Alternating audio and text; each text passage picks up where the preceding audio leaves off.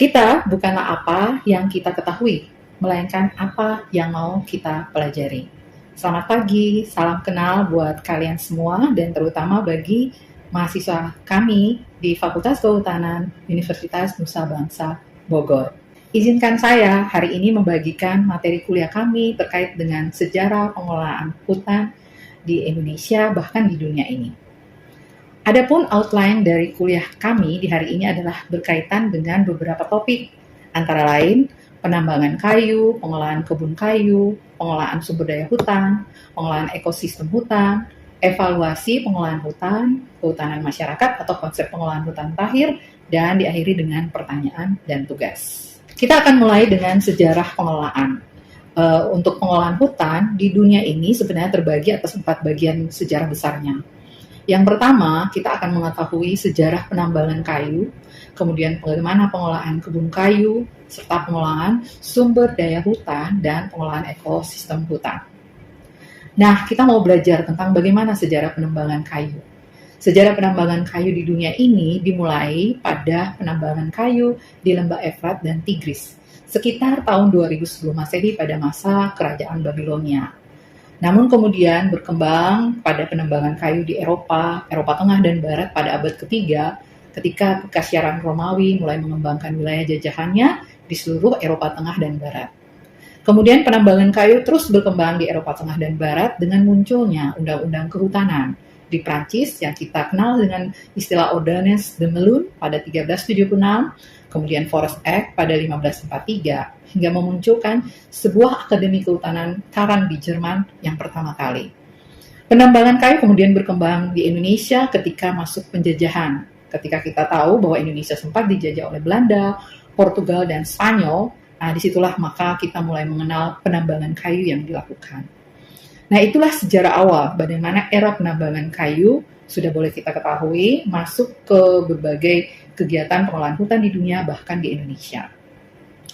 Kemudian kita akan masuk pada pengolahan kebun kayu. Nah, di sini terjadi pada era abad ke-9. Kita bisa melihat bagaimana mulai ada buku-buku dari para ahli kehutanan di era itu mulai menerbitkan. Salah satunya adalah karangan Hendrik von Cotta 1816 yang menceritakan tentang bagaimana petunjuk silvikultur yang pertama kali diperkenalkan. Kemudian kita akan kenal bagaimana metode Cotta, metode Hartig yang kemudian juga muncul Vautman pada 1849. Nah, disinilah maka ada ciri-ciri bagaimana pengolahan kebun kayu pada era itu, di mana sistem monokultur dengan silvikultur tebang habis dan permudahan buatan itu menjadi konsep utama. Kemudian mulailah berkembang menggunakan konsep kelas perusahaan atau planning unit yang menjadi alat mengendali kelestarian hasil di era itu. Kemudian juga dikenal dengan satuan kelas perusahaan atau unit perencanaan yang dinamakan bagian hutan, yang mana mulailah diimplementasikan pada pengolahan hutan jati dengan luasan kisaran 4.000 hingga 6.000 hektar di Pulau Jawa.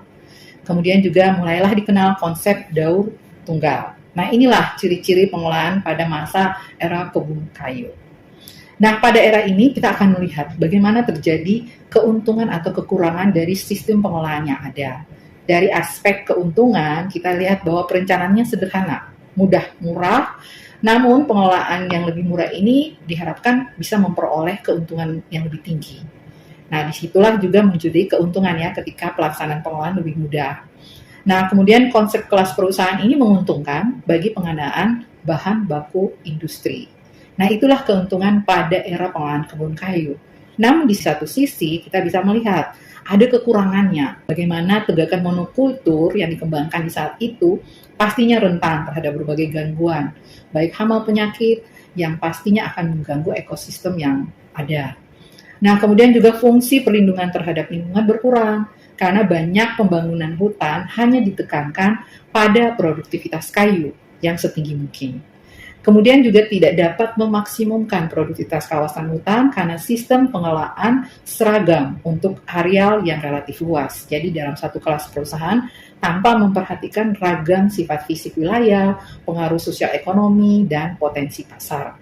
Nah, itulah kekurangan pada pengelolaan kebun kayu. Kemudian kita masuk pada era selanjutnya yaitu pengolahan sumber daya hutan. Nah, disinilah mulai kita kenal istilah social forestry yang lahir pada Kongres Kehutanan ke-8 tahun 1978. Disinilah mulai dikenal bahwa pengelolaan kebun kayu itu sebagai bentuk pengelolaan hutan modern berubah menjadi strategi kehutanan konvensional atau conventional forestry. Nah, apa sih bedanya antara sistem konvensional dengan kehutanan sosial? Nah, di sini mulai ada beberapa poin yang bisa kita identifikasi. Tujuan pengelolaan hutan tidak hanya untuk menghasilkan kayu pertukangan, melainkan untuk memanfaatkan sumber daya kawasan hutan bagi semua jenis hasil hutan. Kemudian orientasi perusahaan pengelolaan hutan berubah dari kepentingan memperoleh keuntungan finansial bagi perusahaan dengan memperhatikan kebutuhan masyarakat. Serta pengelolaan kebun kayu dengan konsep kelas perusahaan untuk satu bagian sebagai unit, sedangkan kehutanan sosial, bentuk pengelolaan hutan disesuaikan dengan sifat fisik wilayah mikro dan pengaruh sosial atau kita kenal dengan manajemen regime.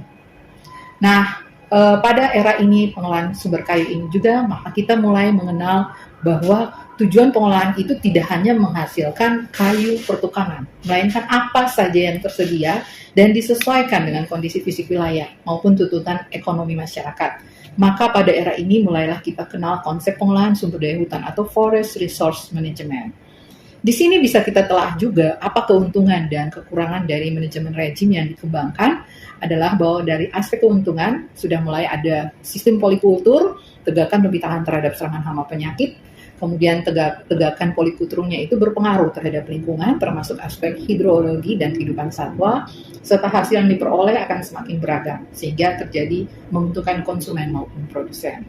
Namun di satu sisi ada kekurangan dari konsep manajemen rejim ini. Perencanaan dan pelaksanaan pengelolaan lebih sulit. Nah, diperlukan kualifikasi tenaga, perencanaan, ataupun pengelolaan yang lebih baik.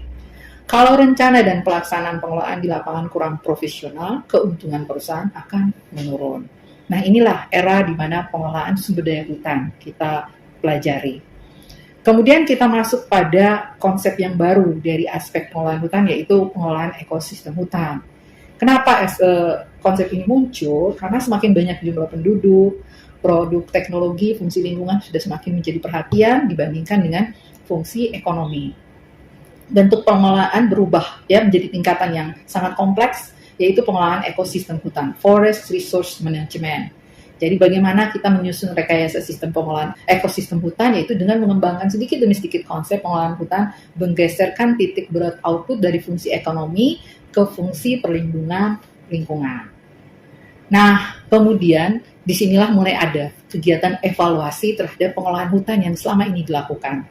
Lahirlah badan-badan internasional seperti ITTO, International Timber Rights Organization, yang membuat aturan membatasi laju pengerusakan hutan oleh para pengusaha perkayuan sambil mendorong perbaikan sistem pengelolaan hutan yang dilaksanakan oleh negara-negara, terutama negara-negara berkembang yang memiliki hutan alam tropika seperti Indonesia. Nah, kemudian kita akan masuk pada era yang selanjutnya dikenal sebagai konsep pengolahan hutan mutakhir, yaitu community forestry atau kehutanan masyarakat. Nah, pada konsep ini, maka sistem pengolahan hutan diintikan pada partisipasi masyarakat. Artinya, rakyat diberi wewenang untuk merencanakan, merumuskan apa yang mereka kehendaki dalam pengolahan sebuah hutan. Kehutanan masyarakat di sini mengendalikan dan mengelola sumber daya hutan oleh masyarakat lokal untuk memenuhi kebutuhan rumah tangga yang terpadu dengan sistem pertanian masyarakat. Nah, pada era ini, maka konsep hutan kemasyarakatan ini pun menjadi perhatian penting dari pemerintah Indonesia, sehingga diketahui bahwa ada terjadi berbagai kebijakan yang mendukung pengolahan konsep hutan kemasyarakatan ini atau forest community. Nah, untuk aturan terbaru adalah pada Permen LHK nomor 9 tahun 2021. Di sini bahwa pengelolaan perhutanan sosial mulai ada persetujuan untuk bagaimana mengelola hutan dengan hutan desa, konsep hutan desa, hutan kemitraan, hutan taman rakyat atau kemitraan kehutanan, bahkan hutan adat yang pada kawasan hutan lindung, kawasan produksi atau kawasan hutan konservasi dengan fungsinya. Kemudian pada aturan terbaru Permen LHK nomor 4 tahun 2003 tentang pengolahan perhutanan sosial pada kawasan hutan dengan pengolahan khusus. Jadi konsep ini terus berkembang. Dan intinya adalah bagaimana membangun sistem pengolahan hutan yang bertujuan memberdayakan masyarakat setempat tanpa mengganggu fungsi pokok hutannya. Nah, kemudian maka berkembanglah berbagai kebijakan pemerintah yang mendukung bagaimana mengembangkan social forestry. Jadi intinya adalah bahwa makna dari social forestry ini adalah rangkaian pengembangan atau pengurusan hutan negara dan hutan hak yang dilakukan sendiri oleh pemilik atau masyarakat dengan difasilitasi dari semua stakeholder serta memperhatikan prinsip-prinsip pengusahaan hutan.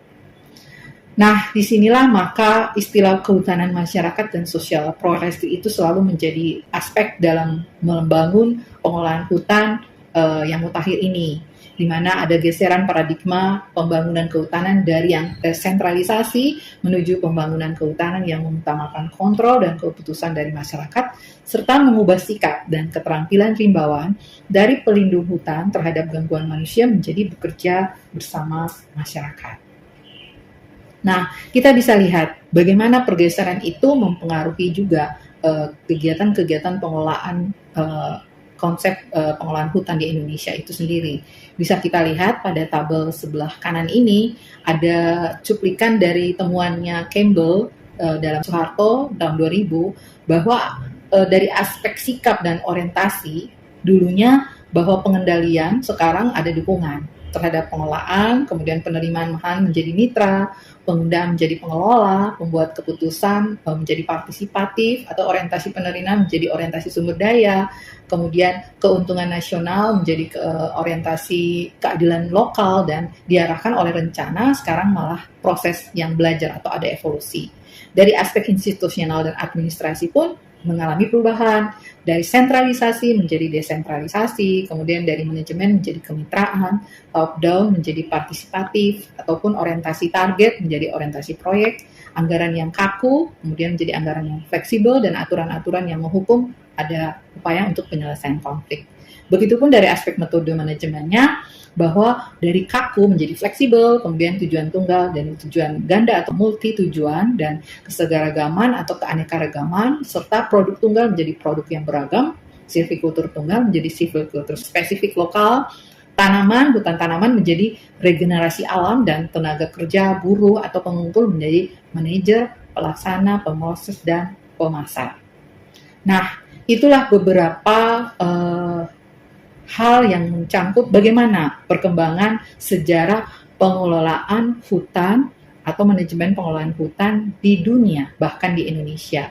Jadi disinilah kita akan tahu bagaimana perkembangan pengelolaan hutan ini akan menjadi arah dan tujuan untuk kita mempelajari bahwa sejarah itu tidak akan terlepas pisah dari bagaimana proses-proses pengolahan hutan hingga saat ini. Dan intinya adalah bagaimana menjaga kelestarian hutan itu, namun di satu sisi terus membangun masyarakat yang lebih partisipatif dalam mengelola hutan bersama. Nah, untuk itu menutupi materi kuliah kita hari ini, ada beberapa latihan soal yang kembali saya sampaikan untuk teman-teman dan mahasiswa yang mengikuti kuliah ini, yaitu antara lain jelaskan perkembangan sejarah pengelolaan hutan, bagaimana konsep pengolahan hutan lestari yang saya tadi sampaikan, dan jelaskan satu bentuk pengolahan hutan yang Anda ketahui. Ini beberapa pustaka yang saya gunakan untuk materi ini. Terima kasih untuk perhatiannya. Sampai ketemu lagi di kuliah selanjutnya. Selamat pagi.